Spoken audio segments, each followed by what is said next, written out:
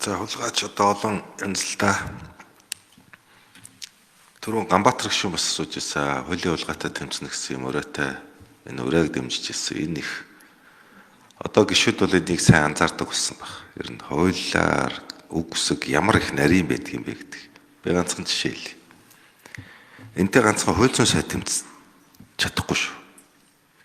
Хуулийн хулгайтай бол одоо хууль тогтоогч хүн бүхэн тэмцэх хэрэгтэй. Намайг хуулийн сайдаар ажиллаж явах үед одоо энэ шинэ хоршоо огны та холбоотой хуулийн төсөл Монгол Улсын засгийн газрын хуралдаанаар хэлцэгдсэн. Би энэ хуулийн төслийг үжил баримтлалыг хууль зүйн сайд баталдаг би батлаагүй. Яагаад гэвэл энэ одоо маш их хэмжээний мөнгийг улс төрийн зорилготой гаргах гэдэг байна. Би 10 хуудас дүгүүлт өгч ирсэн. Хууль зүйн дотоод хэргийн сайдаас 10 хуудас энэ асуудлаар дэмжихгүй гэдэг санал өгсөн. За улмаар Монгол Улсын засгийн газарт улсын их хурлын дарга байсан амар өсгөлөн хэрэглэхийн сайд байх үед хууль зүйн дотоод хэргийн энэ бичгээр өгсөн саналыг хүлээж авлаа. Тусгалаа гэж хэлээд толбогдох заалтуудыг нь хасаад засгийн газрын хуралдаанаар хэлцүүлсэн. Засгийн газрын хуралдаанаар хэлцээд хууль зүйн сайдын санал тусгагдсан байсан. Өөрөөр хэлбэл энийг хасах, тэрийг хасах гэдэг заалтууд хасагдсан байсан. Тэгээд улсын их хурал дээр ороод ирсэн чинь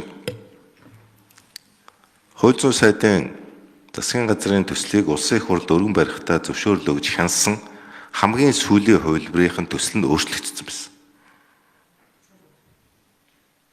Өөрөөр хэлбэл хэрэглэхийн сайд амар өсгөлөн хууль зүйн сайдыгаа залилаад хууль зүйн сайдын саналыг тусгалаа авлаа гэж хэлж хагаад улсын их хурал засгийн газар хэлцэгдээгүй хууль зүйн сайдын хянагдаагүй ийм хуулийн төслийг улсын их хуралд өргөн барьсаж баталсан байсан. Энэ бол би албан тушаалын гэмтэр гэж үздэг. Албаны бүрэн эрхээ хэтрүүлэх, албан тушаалын байдлаа ургуулan ашиглах гэмтэргээ гэж үздэг. Улмаар би энэ асуудал улсын их хуралд хэлцэгдэх үед байгаль орчны байнгын хорон дээр орж албан ёсоор протоколд хэлсэн. Та бүхний хэлцэж байгаа энэ төсөл болвол Монгол Улсын засгийн газраар хэлцэгдсэн тэр хууль зүйн дотоод хэргийн сайдын эцэслэн хянсан энэ төсөл биш шүү гэж би албан ёсоор протоколд хэлсэн.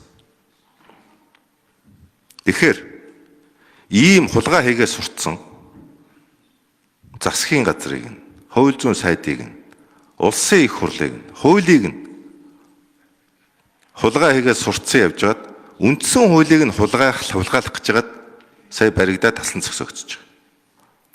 Үндсэн хууль бол Монгол улс, Монголын ард түмэн.